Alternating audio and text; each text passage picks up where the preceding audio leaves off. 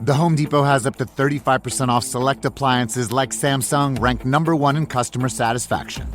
Shop the mega capacity 3-door French door refrigerator with 4 types of ice to chill your drink faster. Or the 5-burner electric range with no preheat air fry for healthier, crispy food all in your oven. Right now, get up to 35% off select appliances at the Home Depot. How doers get more done. Visit jdpower.com/awards for more details. Pricing valid January 9th through January 29th. U.S. only. See store online for details. Welcome to Mind Love, episode 91. Today's episode is all about tech addiction and how to tech detox. We are the first generation, and I don't mean generation by age, I just mean generations of all of these 5 living generations together, to have to deal with this level of essentially psychological and emotional warfare that was placed upon us without our real consent. Even though there's been technology that has changed the world, going back to the beginning of time, it's never been like this, right? We have been rewired without our choice in the matter. And it's not as simple as, hey, I'll just rewire myself back. It's actually understanding that this is a gift in life and a gift in the moment for you to change the course of the future. The future is yours to define, and it's your opportunity. This is why it's a gift. It's your opportunity to define it on your terms. Turn up your frequency with Mind Love. Bite-sized brain hacks for seekers, dreamers, and doers. It's time to give your mind a little love with your host, Melissa Monti.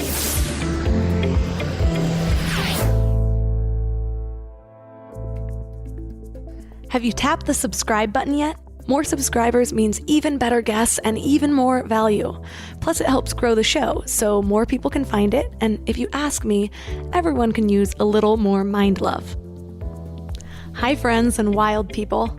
So I have a confession. I have been addicted to technology for over a decade. I used to design apps, so I prided myself on having so many apps on my phone. No joke, I had over 1,000 at one time, and even right now I have about 500. Crazy, right? But I convinced myself that sometimes the interface was better in an app, or why not be able to just do whatever you need to do straight from your phone? And yes, there are a lot of benefits to that, but guess what? There are a lot of downsides that I'm just allowing myself to come to terms with now. So the last few weeks, I'm kind of in an interim. I had just finished up a few things I'd been working on, I had some summer travel planned, and now I'm back in the swing of things. And historically, during these between times, I've always gone through a little bit of a lull. And usually that makes me realize, okay, get back to your structure, start planning out the next phase, figure out what you need to do, and take action. Well, the problem was I was having so much trouble focusing on the next action. And then I met a man at an event that was the catalyst to my most recent transformation that I'm really, really excited about right now. And that man is going to be our guest today. His name is Brian Solis. And at this event, he was talking about his journey from being tech addicted to the realization to the change. And I thought in my head, that is exactly what I needed to hear right now. And Brian is actually a data analyst that has worked with a lot of these app companies to help improve their persuasive technology. So he really does know firsthand how it works. Well, one day he realized that, guess what? All this stuff that he had been working on to help persuade people to use technology more had actually created a very real problem for him personally. So I grabbed his book and I started reading. Well, I started trying to read. I realized that I hadn't actually sat down and read a book in quite a while. I've been living the audiobook life. I've got too much stuff to do. I'm always going somewhere. I only have time to listen to books, is what I would tell myself. So when I sat down to read and damn near couldn't, I was kind of mind blown. Reading used to be one of my favorite things to do. But now, when I was starting to read, all of a sudden I realized somehow I was magically scrolling through my phone again. Well, a little over a week ago, I had what I keep calling a dark night of the soul. I was in a sound bath yoga class, and something hit me, and it was so intense. I was having these visualizations of just completely wasting my life. And I'm not used to going to that dark of a place, so something about it just really shook me to the core. I really think it was divine intervention. Well, the very next morning, I woke up and I had made a commitment to myself to do things differently. And in the last 8 or 9 days, I've actually cut my technology use down 86%. I am not exaggerating, and that is embarrassing. If you would have told me this was going to happen months ago, I really would have thought that cutting down my phone usage that much, I'd somehow be missing out on something. Like, what's that about? Phone FOMO? Is that a thing? FOMO? FOMO. But really, we're all kind of being manipulated to think that way. That's how these apps and social media platforms are designed. But surprisingly, the exact opposite happened. I have been happier this week than I've been in a really long time. I've been clearer, I've been more creative, I've been 10 times more productive, and it feels really good. So today, Brian's talking to us about the effects of emerging technology on our brains. It affects our productivity, our creativity, and ultimately our happiness. If you still need a bit of convincing before we get started, let me just give you a few crazy stats. 10 years ago, the average attention span was 3 minutes, and now it's 45 seconds. You guys, that's like an average housefly. If you aren't spending 25 minutes to 2 hours working on a project at a time, you're actually killing your concentration for the long term. Always checking our phone is like we're constantly multitasking, and multitasking decreases our productivity by 40%. And it generally takes 23 minutes and 15 seconds to return to work after you're distracted. If you have employees, realize that most employees spend 2 hours out of an 8-hour day just checking their smartphones. And all of this has real effects on our happiness. Teen suicide rates are now even greater than homicide rates in the United States, which has never been the case before. So yes, it's a real problem that we need to address. But the bright side is, fixing it might be faster than you think. So today, 3 key things we will learn are how technology is designed to manipulate us and the consequences of that, steps to live with more intention once we free up all that time from numbing, and how to reclaim our focus to find flow. Plus, stick around for the end because I'm going to share with you some little behavior hacks and free tools that have really helped me break my addictive patterns and take back control over my time. I'm not sure I would have been able to accomplish this without these things, so stick around for that. Real quick, have you signed up for the Morning Mind Love yet? Sometimes waking up on the right side of the bed can be a little difficult. The Morning Mind Love delivers short messages to your inbox with a thought or a tip to start each day on a positive note. I get messages from people every single day about how the Morning Mind Love is their favorite way to start the day, or that the message that came through is exactly what they needed to hear. Just visit mindlove.com and sign up right there on the homepage. Plus, you'll get some amazing free gifts when you do. You'll get a free guided binaural affirmation meditation designed to rewire your brain to your highest self. And you'll get one of my favorite tools, a really cool booklet of power lists to help you gain clarity and live with intention. And it's all completely free. Just go to mindlove.com to sign up. Or if you're out and about, just text the word morning to 33777. That's morning to 33777. And now let's welcome Brian Solis to the show. Well, thank you, Melissa. So I just completed your book and I found it fascinating, but I really connected with you when I heard you speak at an event that we were at. So give us a brief background on why life scaling and really in particularly tech detoxing was so important to you. Well, okay, couple of things. One is that just to kind of dive right into it, my life was incredibly disrupted when I was trying to write what would have been my 8th book, and I couldn't get past the proposal stage, and that was sort of a new experience for me. You figure that going into 8 books, I'd probably have the whole process down by by now. The distance between the book before it was about 3 years, and before that it was about 2 years, and what I ended up learning about myself in that process, just kind of keep a long story short, was that my ability to dive into deep flow, to spark creativity, to engage critical thinking was completely compromised. And I didn't know why. I initially thought it might have just been writer's block.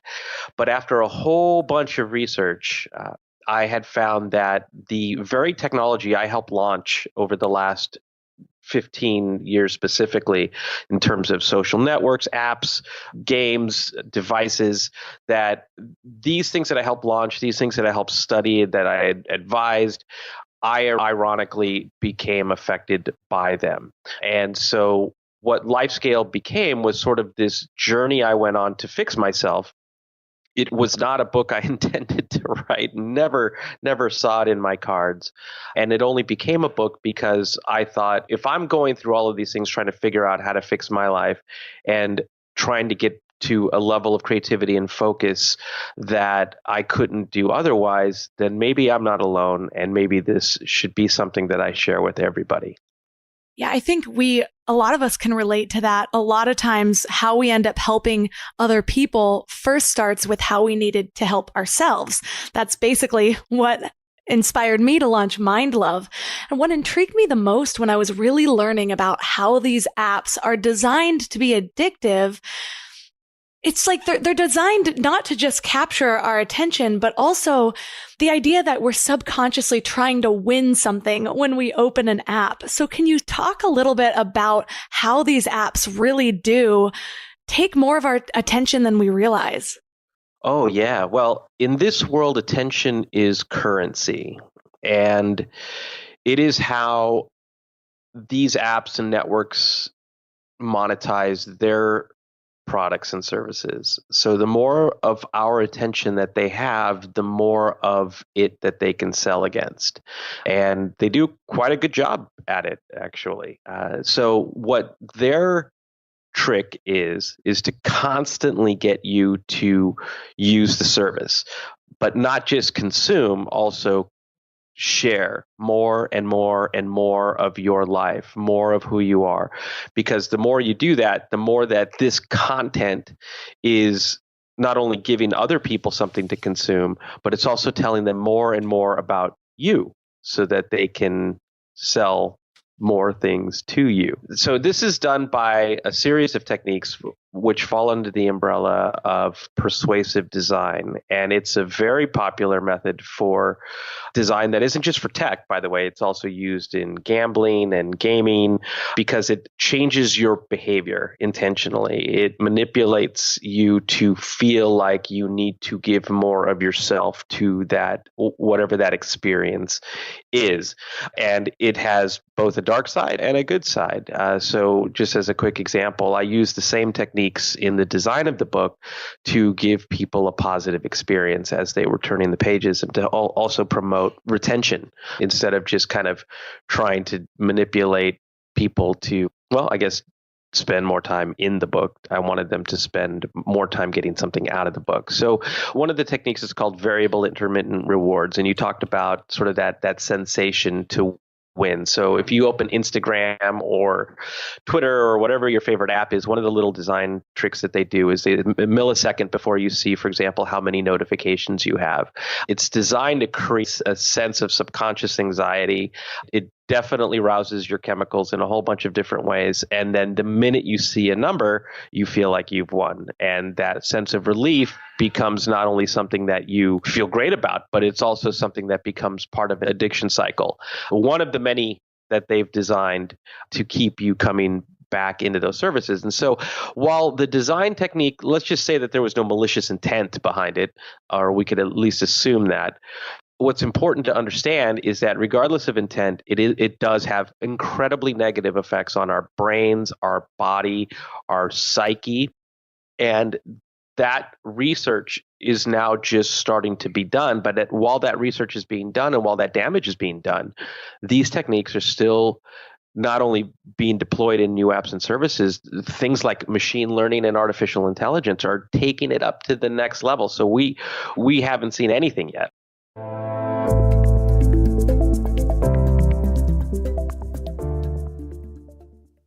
Before we go deep today, I want to give you a little gift, and I want to give it to you every single day. It's called the Morning Mind Love. I know how life can be. You're all fired up after an inspiring episode, and then a new day or a new challenge comes at you, and it's just hard to keep up that energy. Well, the Morning Mind Love is kind of like an oracle from your higher self to help you start each day with a positive focus. Plus, when you sign up, you get 2 free gifts, a 30-minute binaural meditation and 30 days of journaling prompts to help you remember who you truly are. And it's all completely free. So join over 9,000 people and go to mindlove.com to sign up or text the word morning to 33777. We're all searching for something better in life, right? Better habits, better mindset, better relationships. But when it comes to hiring, searching isn't always the best approach. Instead of searching, why not match? That's where Indeed comes in. If you need to hire, you need Indeed. It's your go-to matching and hiring platform with over 350 million global monthly visitors. Their matching engine helps you find quality candidates fast. And I mean really fast. Did you know that in the minute I've been talking to you, 23 hires were made on Indeed worldwide? That's what I love about Indeed. It's like having a mindful hiring assistant. Instead of getting overwhelmed by endless resumes, you can schedule, screen, and message candidates all in one place. The platform actually learns your preferences, so the more you use it, the better it gets at finding people who align with your vision. And get this, 93% of employers agree that Indeed delivers the highest quality matches compared to other job sites. That's why more than 3.5 million businesses worldwide use Indeed to hire great talent fast. I just love that it keeps all of my hiring processes organized. I can do everything right there instead of having spreadsheets and notes and video call links. And listeners of the show will get a $75 sponsored job credit to get your jobs more visibility at Indeed.com/mindlove. Just go to Indeed.com/mindlove right now and support the show by saying that you heard about Indeed on this podcast. Indeed.com/mindlove. Terms and conditions apply. Need to hire? You need Indeed.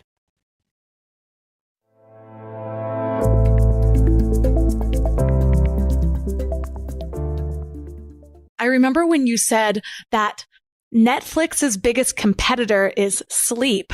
I couldn't help but kind of feel angry. So I was mulling it around in my head and realizing that, it's easy to decide that the intent of these things is almost evil. But really what it is we have to realize that if we aren't intentionally creating our lives, we're going to be on autopilot, and our time might be served towards someone else's purpose or someone else's profit is really what it is. So it's not necessarily evil. It's just that maybe Netflix decided to create something.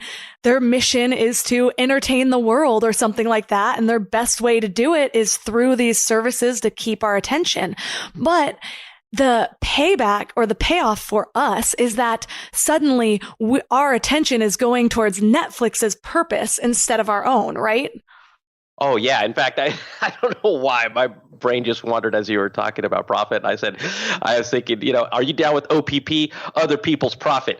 Absolutely not. It's not at my expense. And that, I think that intentionality, if now that we know, my point of life scaling was now that you know that this is happening, what are you going to do about it? And that's really what this comes down to is that, look, at the end of the day, they're free services. No one's making us use them. Design aside, there's a reason why we do it. And I think that one of the biggest aha moments in this whole process was realizing that it was less of a technology story and more of one that was deeply personal. Why do I feel the need to share? Why do I feel the need for that external validation, that constant external validation? And these were questions that I had to answer for myself. No designer was going to be able to answer those questions. Zuckerberg wasn't going to be able to answer those questions. They just figured out how to create a platform that facilitated that and made it more and more and more seemingly valuable to us as human beings. The thing that really moved me was those reflections around why am I not happy with who I am and the way that I was living my life before all of this stuff? And what about this engagement? What about this sharing? What about this feedback is so exhilarating and intoxicating that I can't live without it? And then more importantly, how is it subconsciously affecting the way that I make decisions about my life? And what I had found was both disturbing but also inspiring in that I had identified that the more I used these things over the years, the more that my center of reference was changing. So I was actually making decisions about my life based on the moment that I was manipulated to feel like that was everything, that those moments were what life was all about, only to take a step back to say, wow, I actually was not thinking about my long-term value, my long-term happiness, my long-term identity. I was just making decisions that, I guess, like everyone, that felt like the best thing in the moment. I want to share a quote with you from a startup out of Los Angeles that is sort of building the next generation social networks.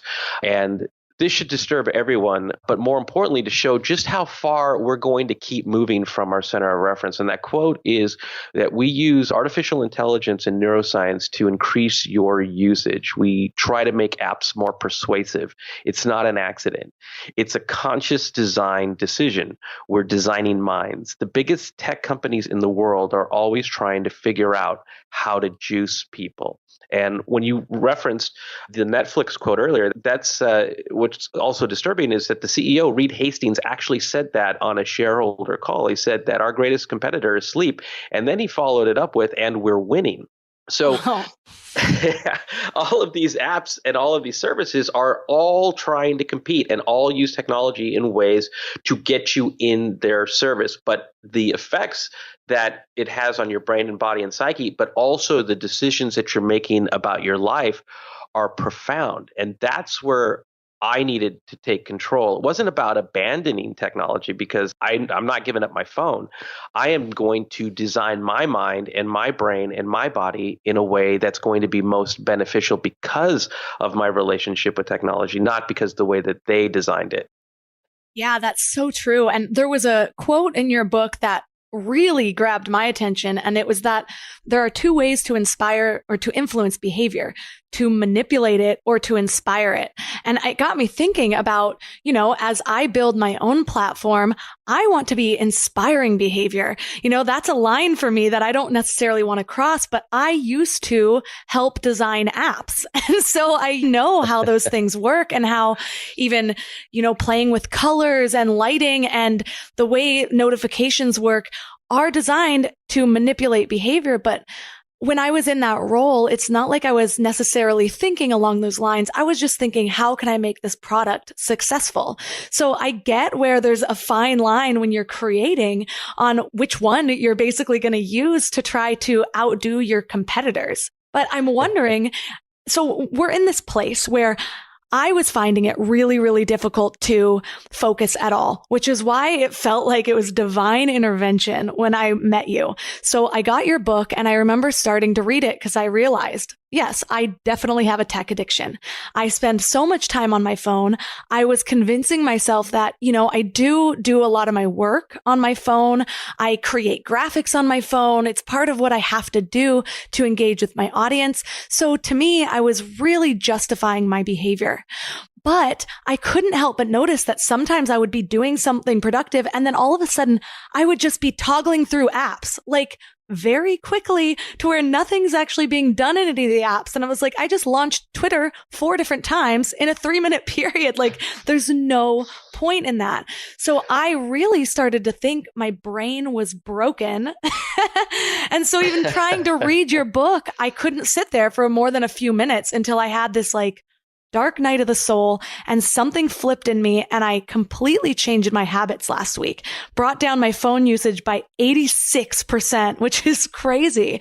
So I'm wondering, where did you start when you realized, okay, there is a problem here. I'm addicted. What was your first step in making a change? Well, thank you for sharing that with me because, it means we're not alone. I felt incredibly alone when I was figuring all of this stuff out. And the problem is that this is normal to everybody. One of the jokes that I had around the launch of LifeScale was, how do you sell a book about distraction to people who don't know that they're distracted? Because it's just how people live life. The thing that moved me was I didn't know I was distracted. I had to write a book. So I had a life event that was weighing over me. And that, in my world, as a business author, right, this is my first personal book. As a business author, my whole career depends on sort of the the idea that's presented in a book. And so I had a great sense of urgency to do something about this. So how I forced new behavior was what I called attention hacks. So what didn't work were things like, believe it or not, in that moment, they are helpful tools now, but things like meditation, things like practicing mindfulness, those things were only treating the symptoms at the time, not because I had an intentional usage of them to solve a problem. So the idea of solving the problem then became about rewiring what was already rewired. And to do that takes incredible discipline, but you can't just jump into it because it's not as simple as a Control-Alt-Delete. The attention hacks that I started to teach myself were as simple as, I think one of them was the Pomodoro technique, which was to be able to force some type of creative sprint or some type of focus sprint for a finite amount of time to train your body to focus distraction free. The Pomodoro technique was a bit ambitious to start with. I recommend something different, creative sprint starting in something like 10 minutes. Pomodoro is 25 minutes. And the reason is that when you're going to sit down for 10 minutes or 25 minutes, whatever it is, you're going in with a very intentional mindset of, I'm going to create or I'm going to do something right now. And at the end of this is what it's going to look like. So you're getting yourself prepared for it. You go to the bathroom, you get your coffee, you do whatever you need to do. You put your phone in the other room, you close email, you close all of those tabs that you have open on your browser, and you just do that moment. To be honest, you're not going to make it the first time or the second time. I think the first time I tried it, I got into about 3 minutes and I reached for my phone that wasn't there. I didn't even need anything from it. It was just like muscle memory, like just doing that. So it was a eye-opening experience, but essentially what you're doing is you're hacking your body to be able to focus, and you do it and you keep doing it. And the more you do it, the more you can do it. I think one of the things that plagues a lot of people is the idea that they really think they can work on multiple tasks at one time. But you do talk about the science behind multitasking and how we might think we're accomplishing more, but really we're not. Can you speak to that a little bit? Oh, this is a big symptom of persuasive design. Essentially, the more that we use tech, the more, like as you described, the more you reach for your phone and open all these apps, it's a symptom of the design techniques that's essentially pulling you in. And it's not just the design techniques. I also want to be really clear. This is a real bona fide addiction, right? So every time that you do those things, when someone says we're designing minds, essentially what they're doing is they're doing it through chemistry, internal chemistry, and through neurochemicals and all of these things that your body releases as you're feeling, as you're doing all of these things. And so your body starts to crave that more and more. And when your body craves that, the devices and the apps are winning. So like any kind of substance abuse, that addiction is something that you have to combat, not just by digital detox, but literally rewiring your brain and also your body to harmonize in a much more beneficial way to you. So multitasking essentially is what happens when your body and your mind runs amok with all of these chemicals. You're just moving around all the time. If you think about like at your worst, and I can tell you at my worst, when somebody would always ask, "Hey, how you doing?" Even if it's just a friendly question, the answer was always, "Oh my God, busy." Oh, and then like the usual response was, "Yeah, same." And multitasking is just sort of a way of living life. We think we can do all of these things because our body and our brains have learned to speed up to try to keep up with all these things, but we're not actually multitasking. We're what's called task switching. And every time you switch a task, whether it's in work or you reach for your device or you get a text message or whatever it is, you're expending essentially fuel that switches the task, let alone tries to accomplish the task. And so as you do this, you only have so much fuel, and your brain is probably at its best in the morning, which is why sleep is so important. But say towards the middle of the day and the end of the day, even though you're switching tasks and you feel like you're doing things, the truth is that you're minimally addressing your potentiality in those moments. You're not giving the best of yourself to anything or anyone. So the quality, the caliber, and the depth of anything that you do as you're multitasking is at best, okay. And the challenge is that we think it's great because everything about us, call us accidental narcissists, everything about our relationship with technology tells us we're great. We could get anything we want. We could feel any way we want. And so we fool ourselves into believing that just simply accomplishing the task is actually greatness.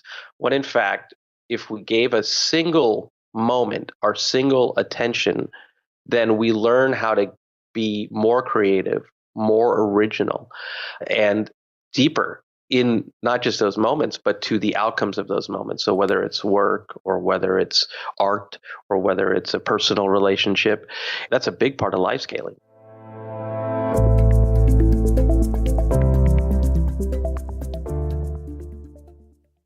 You know what I love about the start of a new year?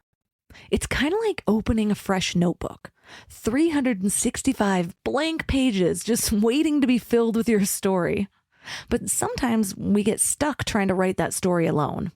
Maybe there's a chapter you've been wanting to revise, or maybe you're just ready for a whole new plot twist in 2025. But here's what I've learned from my own journey with therapy. It's kind of like having an editorial partner for your life story. Someone who helps you see the patterns that you might have missed, who gives you the tools to write stronger chapters ahead. And that's why I'm so excited about BetterHelp. They've made therapy accessible and easy, serving over 5 million people worldwide. With over 30,000 credentialed therapists, each with different specialties, you can find someone who really gets your unique story. But what I love is how flexible it is.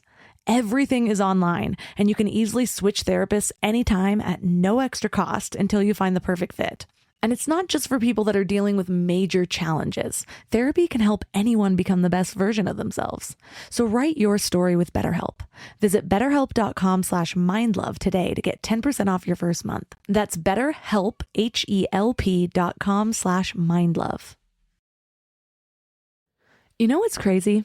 After all these years of hosting Mind Love and talking to some of the world's leading experts, one of the biggest eye-openers for me has been just how much our gut affects, well, everything. When my gut feels good, my mind feels clear, my intuition is stronger, and I just feel more balanced. And that's why I'm excited about Zoe, a science-backed nutrition company that is totally changing how we understand our gut health. They've created the most scientifically advanced at-home gut test and built the world's largest microbiome database. So when you get your results, you're not getting generic advice. You're getting insights about your body that other companies just don't have the data to provide. There's also just so much misleading health information out there. Food companies even pay influencers to promote ultra-processed foods as healthy. And that's why I love that Zoe relies purely on science. Real science. The randomized controlled trial showed that participants were 4 times as likely to report better sleep and more energy, all thanks to the info from the largest microbiome database on the planet. So go to Zoe.com and find out what Zoe membership could do for you. And because you listen to Mind Love, you can use the exclusive code MINDLOVE10 to get 10% off membership. As a Zoe member, you'll get an at-home test kit and personalized nutrition program to help you make smarter food choices that support your gut. That's ZOE.com. Use MindLove10 at checkout. Trust your gut. Trust Zoe.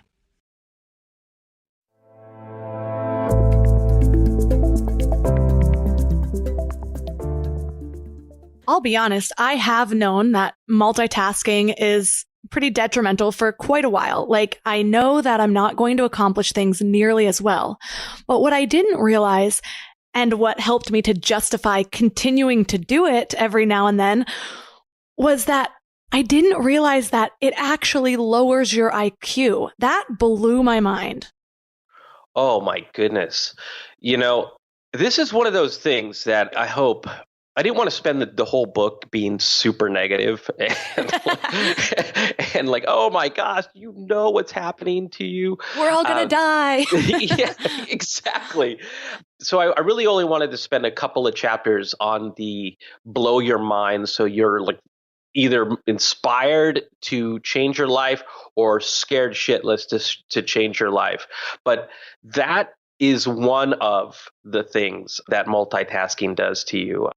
Lowering your IQ is just the beginning. It affects your memory. It causes stress and anxiety. Studies show that it is hazardous to your health because you're flowing all of these toxic chemicals in your body so quickly and so greatly. There are MRIs that show that you're literally thinning out your cerebral cortex. So yeah, it's none of this is any good. And the problem is that it's so normal, and it's only continuing to be so normal that it is normal. I want to introduce a couple other things too. It's not just that. It's also how it makes you feel about yourself.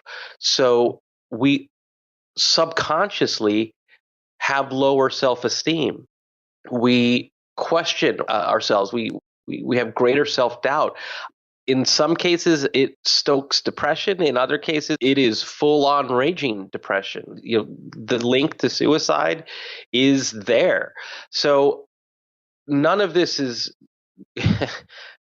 any good. And while I don't want to be, Debbie Downer, I do want to raise the attention so that as individuals, we can make choices about what's important to us.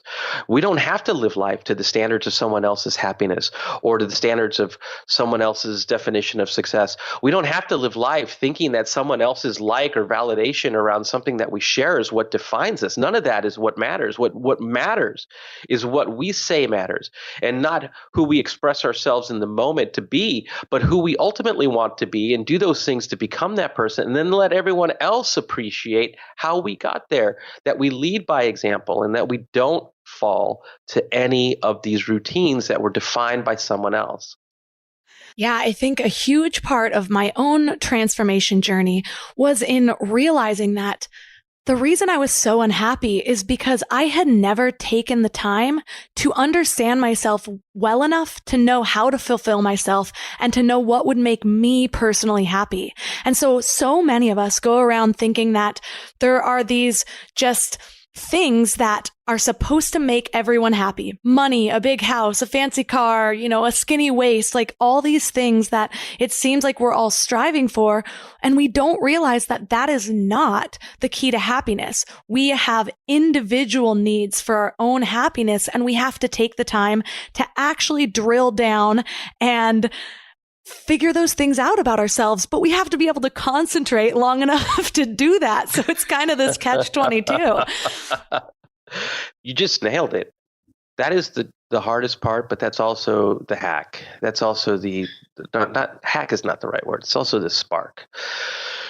I didn't know this going into it, but I definitely know this now after having the book out for a couple of months. I realized what it had become for me, and what I hope it becomes for others, is actually that moment when you realize that you have in your hands an operating manual for life in this world as it is today, and all of its chaos, and also how you're going to tame that chaos and move in life in ways that are intentional and beneficial.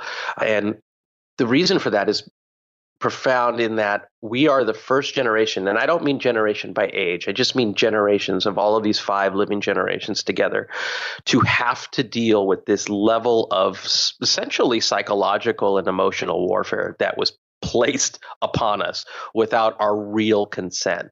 And even though there's been technology that has changed the world, going back to the beginning of time, it's never been like this, right? We have been rewired without our choice in the matter. And it's not as simple as, hey, I'll just rewire myself back. It's actually understanding that this is a gift in life and a gift in the moment for you to change the course of the future. As if the future is a verb, the future is yours to define, and it's your opportunity. This is why it's a gift. It's your opportunity to define it on your terms, right? So because we've lived our life to the standards of happiness and success of others, those definitions have passed down for generations and generations and generations, yet we're all dealing with technology in our own way. So you have some who remember what analog was like before. and that struggle of living this new life versus that old life. And then you have others who only know this. And so not only is this normal, but anxiety, self-esteem issues, the chemistry issues, that is also normal. So to them, that's just how they feel they're supposed to feel and supposed to act. And so you have this gap between those two, or this divide between the two. And your life scale journey is going to be yours based on, hopefully, someone in your life at least getting enough of your attention to realize that there could be something more, something great, something deeper, something happier, something with more potential. And that's one of the reasons why I realized that just having the book wasn't going to be good enough, that now I'm building out course programs for teachers and also for parents and also for coaches, so that in their work they can actually have the opportunity to make greater impacts and help guide and steer people to take control in ways that, if you don't know you have a problem, then you're probably not going to be looking for this book. So I can have hopefully a better effect on doing my part to help society. Okay, friends, we need to address an underlying factor in all of this. Yes, we may have all been manipulated by technology in one way or another, but there's a deeper root there. Oftentimes, the reason that we are so prone to seek outside of ourselves or to reach for the thing that's going to numb us, or that we don't want to sit alone with our thoughts, is because we have a lot of shit mulling around in there that we don't want to deal with. And for some of us, the idea of freeing up this time that we're normally numbing through social media and other avenues of technology is that then we have to deal with the feelings that are coming up. And how do we do that if we aren't prepared for it? One thing to understand is that dealing with your stuff doesn't always mean going back into the past and digging up all this old crap that's weighing you down. Instead of focusing on the things we're already trying to avoid, why don't we just refocus our attention to what we want to become or what we want to achieve? That's why it's so important to define your values and start to figure out your purpose. And I know I've shared this before. It doesn't have to be your big life purpose, but what you really want to be known for in this life, the things that hold true, the things that you want to help define you. Once you'll do that, it'll feel like you have guideposts steering you in the right direction. You'll have an easier time making decisions faster. You'll have an easier time saying no to things because you'll know that if it's not in alignment with these things that you've already taken the time to lay out, then maybe it's not worth your time. And I understand that some of us have a harder time than others being alone with our thoughts. I've been there. I get it. And I remember being there and thinking, gosh, all these crazy people and their positive thinking, that shit doesn't work, you're just fooling yourselves. But here's the thing, positive thinking isn't about just pretending everything's fine when it's not. It's about accepting both the positive and the negative and integrating it into your life and deciding to be at least generally optimistic anyways. It's about what you do with your problems and what you're going to do moving forward. Negative thinking is believing that you're never going to get out of these feelings right here, right now. This is just life and it's never going to get better. Positive thinking realizes that yes, you might be down right now, or yes, you might be going through the most challenging time in your life, but there are steps to get through it, and ultimately, you have control about how your life ends up. You might not have control about every little circumstance, but you have control about how you react to those circumstances. And finally, take the time to start visualizing the life that you want. I know we hear a lot about manifesting and visualizing the outcome over and over again until it starts to feel real and it starts to manifest itself into your reality. Yes, and also visualize the process, because you can't manifest an outcome without meeting it in the middle by taking the actions to get there. Visualize the outcome, visualize the steps that it's going to take to get there, and then start doing. When you really start taking conscious control over your tech addiction, or being honest with yourself about how much time you're spending with technology, you're going to have a lot of free time that opens up. And it's really helpful if you have replacements for this time, because otherwise you'll just be sitting around wondering what to do, and chances are you'll revert back to scrolling through your phone. So instead, spend some time laying out some alternative activities, like being in the sun, taking a walk, reading a book, journaling. Have some journaling prompts ready. Have your book out. Make it as easy as possible so it's just as easy to grab these alternative activities as it is to reach for your phone. I saw a video about a year ago about the importance of boredom for creativity. And creativity is actually one of the things that we lose when we're constantly distracted, is our creativity. Because a lot of times that creativity comes at moments of what we might perceive as boredom. And I think right now in society, we've kind of forgotten how to be bored. Like, you used to go to an amusement park or something like that, and you'd see everyone in line talking to each other because it's like a 2 to 3 hour line at Disneyland. And now most people are sitting there on their phones, even if they have kids, which is so sad when you think about it. But if we're not allowing ourselves to find these moments of stillness to where our brain kind of just starts going off on a tangent of its own, how are we ever going to come up with creative ideas? And I know creativity was a big focus on what you were saying that we need to regain. So what are some of the ways that you've been able to kind of hack into that creative side of your brain? I love that you brought this up, especially Disneyland, because I'm a big Disney geek. Creativity is directly linked to happiness. And creativity is also directly linked, or it's a key pillar of innovation. This is a time, and I'll sort of explain some of the things or some of the tricks to get you at least on the right path. But I want to take a moment to talk about creativity just in general. There's two types of creativity I talk about in the book. There's little c and there's big C creativity. Big C creativity is the Mozarts or the Rembrandts of the world. Little c is the everyday acts of expressing creativity. Even if you're not an artist or a lyricist or poet or a musician, just the acts of expressing creativity are so healthy for just all of who we are. And that creativity is so important today because of things like, and not to freak people out, but artificial intelligence and machine learning is already starting to take everyday white collar jobs, and we don't even realize it yet. Like, so for example, one of the biggest industries hit by it that I'm surprised isn't bigger news is radiology. If you're a radiologist, you better find a new job.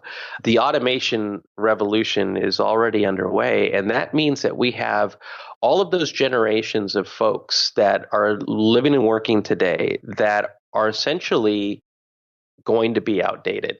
If you think about sort of the conversation of if you had two horses that were talking during the dawn of the automotive revolution, saying, cars are coming and we should be worried that we're going to have to find new jobs, but ultimately cars are going to make more jobs for horses.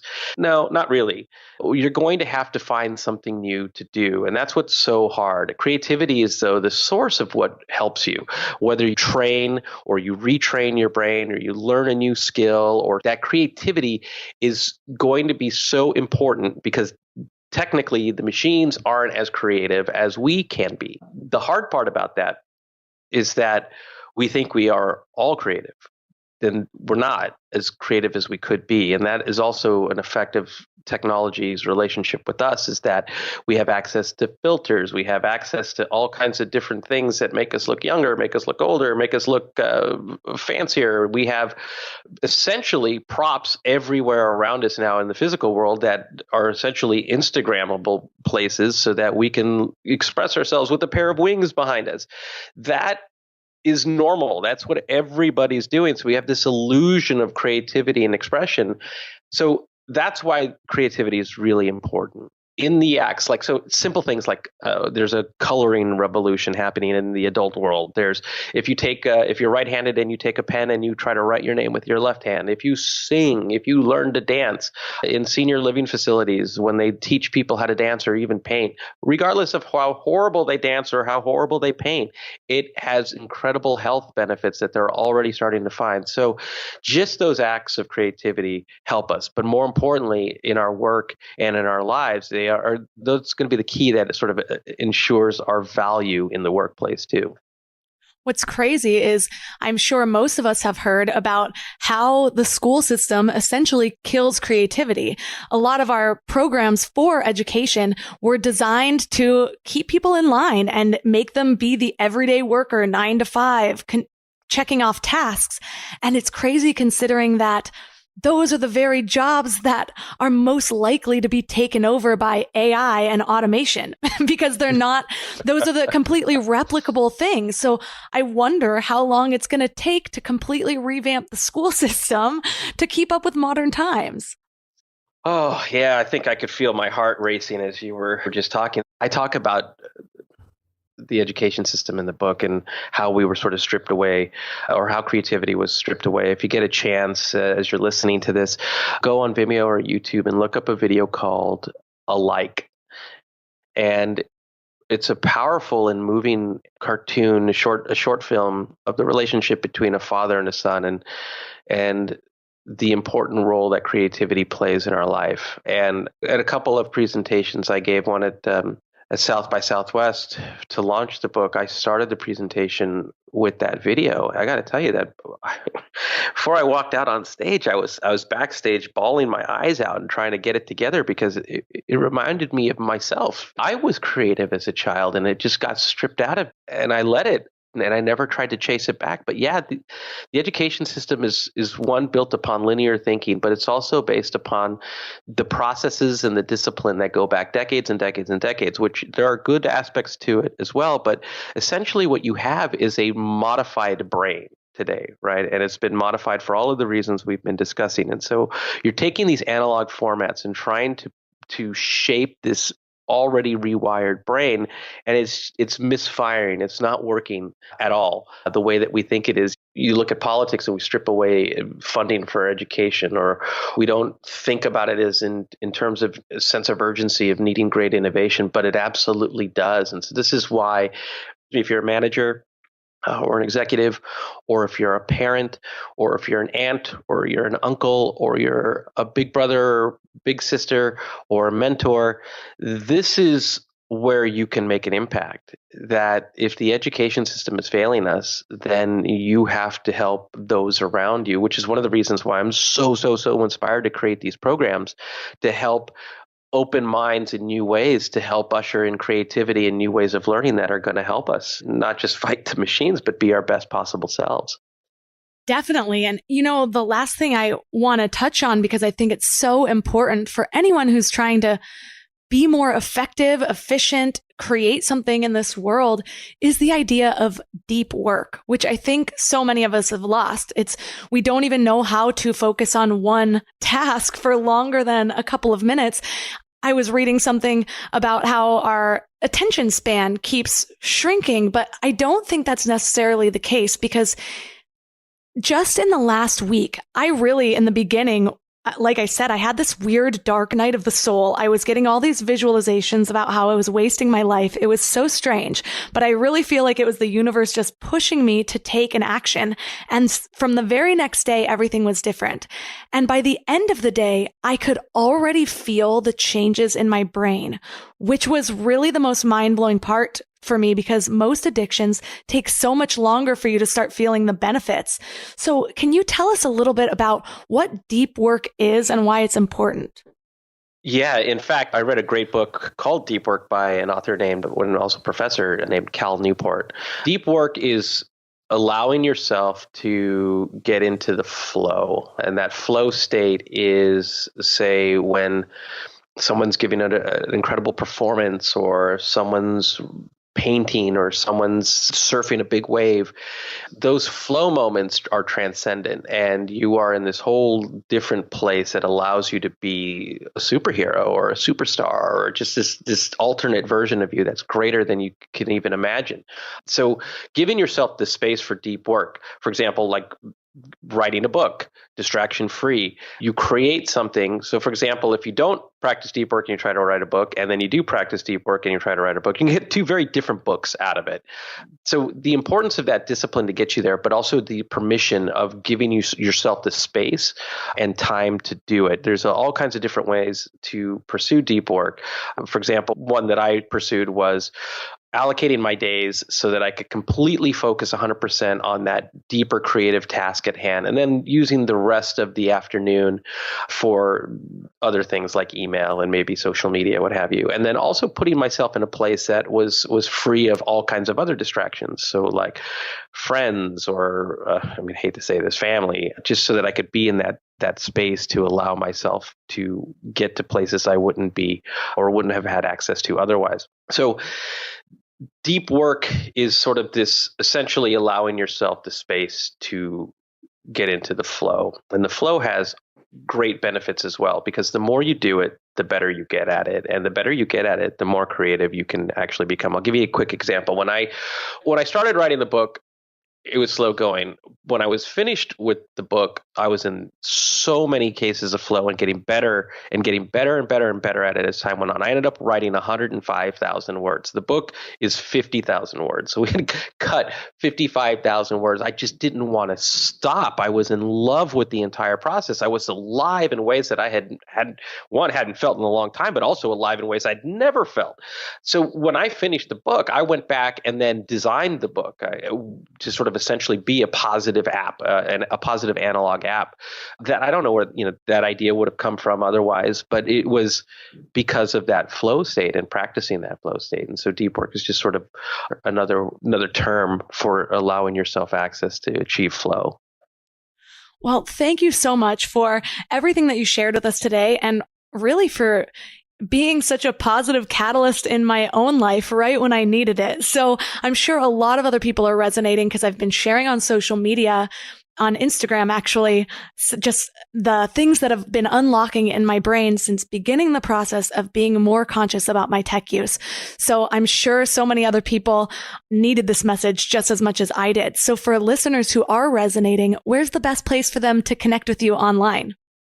First, thank you, Melissa. Just hearing the passion that you have in your voice is incredibly inspiring. I had goosebumps many, many, many times during our conversation. So thank you for that. And for those who want to reach out, my site is briansolis.com, and I think I'm at Brian Solis on all of the networks.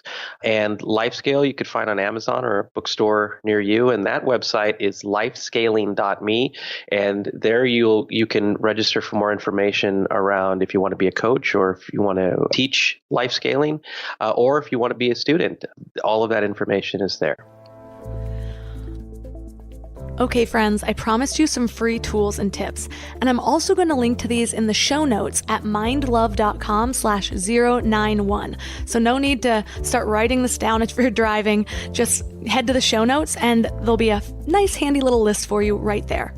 First of all, I am obsessed with the app Forest.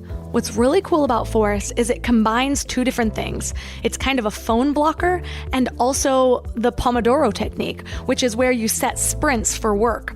Well, basically, when you launch the Forest app, what you're able to do is you set a length of time where it starts growing a digital tree. And if you exit out of the app, the tree dies. So there's something in us that wants to keep this tree growing. And it's a great reminder, because you will realize, even when you're trying to be intentional about it, how often you subconsciously reach for your phone without even realizing that you're doing it. So when you reach for your phone and you pick it up and you realize there's a little tree growing right there, then it can be a real motivator to put that back down and let it continue to grow for the length of time that you set it for. And what's great is you can set it for the amount of time that you want to work in a sprint. So start out with 25 minutes and move up from there. I've been setting it for the longest length of time, which is 2 hours, just because I want to check my phone as little as possible. And I know if something's really that important, I can just check my desktop. What I've found is that even if I'm not being as hard on myself with the desktop applications and social media platforms, I am less likely to sit there and toggle through mindlessly. So I have other tools for the desktop that help make sure of this. The next tool is Newsfeed Eradicator. I have to be on Facebook every now and then for my business, so I don't want to completely block out that website, but I don't want to get sucked into scrolling through the newsfeed. So what happens with Newsfeed Eradicator is when you go to Facebook, your newsfeed is just gone, and instead there's an inspirational quote. You can still check your groups or your pages that you need to maintain, and even your notifications, but it won't put up a feed of everyone else's lives that you accidentally just start mindlessly scrolling through. So it's really, really helpful. And the last tool is Site Blocker. This is if you want to get more intense about everything and block all social media from your web browser when you're trying to get work done. This can be really helpful if you're trying to write or something along those lines. All you do is add the extension to whatever browser you're using and add the URLs of the websites that you want to block. Common ones are Facebook, Twitter. Sometimes I have to do Product Hunt. Anything that accidentally captures your attention when it's not moving you forward in the ways that you're trying to intentionally define. Now, some other tricks are setting alarms on your phone. So I try to minimize my time on social media to 9 a.m., noon, 3 p.m., and 6 p.m. So those are the times that I was actually allowed to check social media on my phone. This can be helpful for you to not be so tempted to check your phone at random times because you know that there's already defined time that you're able to do that. And what's cool is you can use this trick in conjunction with the trick that we learned last episode. So when the alarm goes off and you know that you are free to check social media, also use that alarm to check yourself and see what you're currently focusing on. It starts to bring more awareness on the amount of times that our minds wander to things that we don't want to be spending our time and attention on. And the last trick is keep a notebook handy, like an actual pen and paper, in your purse, in your pocket, wherever you need to, because I can't tell you how many times I've had some random thought that may or may not be important, and so I go to my phone to Google it, and next thing I know, I'm down the rabbit hole again. So currently, I'm making it a habit to just jot down these thoughts or the things I want to Google or the tasks I want to be reminded of, and that way later on, when I'm ready to sit there and process it, I can choose the things that are actually worthy of my time rather than just letting whatever thought pops into my head direct my attention and pull me out of the present moment. So your challenge for this week is to really take control of your tech usage and take back your time. You will be amazed at how lighter you feel and how much more open and in control of your life you feel when you start to do this. So I know you all have a ton of friends who need to hear this episode, so please share it on social media, send it to a friend, tell a coworker about it. Heck, tell your boss to make your whole company listen to it, because I know that this can really have powerful effects on the way we work and live. And of course, don't forget to tag Mind Love Melissa or Mind Love Podcast, or both.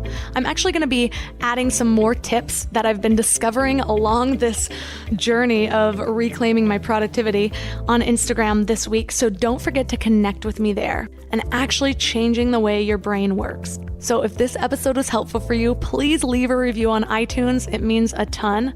And otherwise, thanks for giving your mind a little love today, and I'll see you next week. Thanks for tuning into Your Higher Frequency with Mind Love. Head to mindlove.com for